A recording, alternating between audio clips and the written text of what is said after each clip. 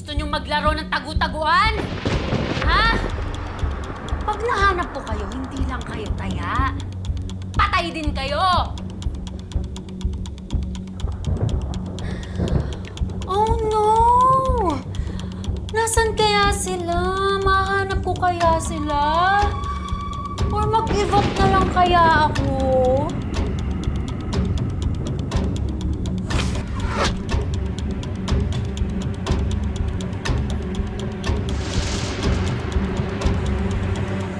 The hell?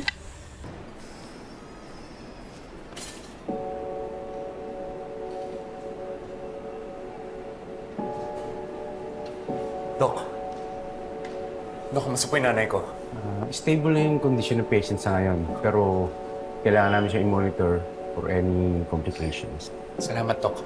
Mauna na ako.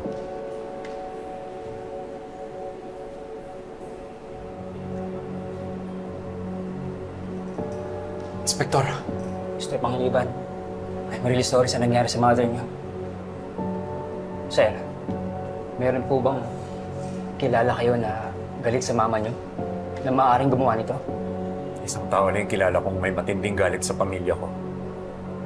At capable na pumatay. Si Kiara.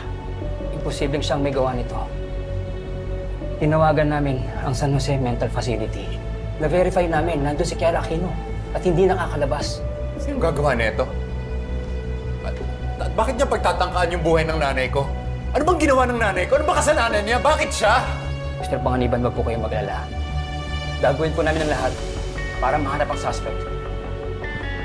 Inspector Vergara, nakuha ko na po yung CCTV footage ng property.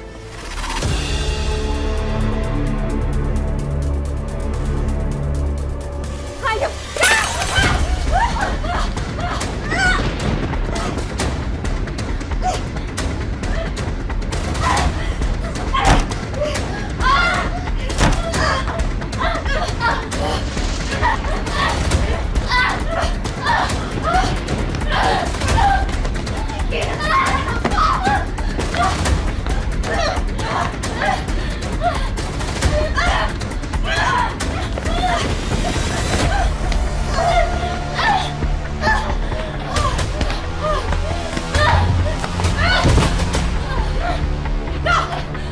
Ikaw dapat mamatay!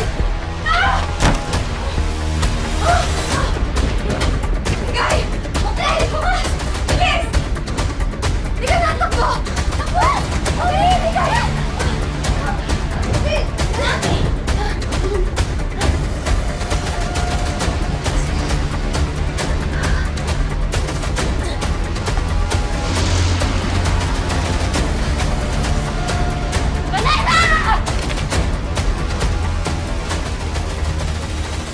Hindi kaya ang target ng suspect si Bruce talaga? Nadamay lang yung nanay ko.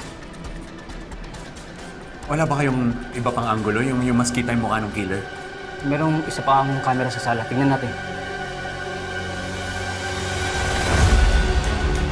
Si Trixie yan, Kilala niyo yung babae. Oo. Ex ko yan eh. Ang akala ko nasa US siya. Ang sabi nila, umalis daw siya ng US after niya masave sa basement. May reason ba para ganti na mama niyo? O ang pamilya niyo? Si Vanessa. Bakit Mr. Panganiban? Nasa panganib ang pamilya ko. Kailangan niyo akong tulungan ng...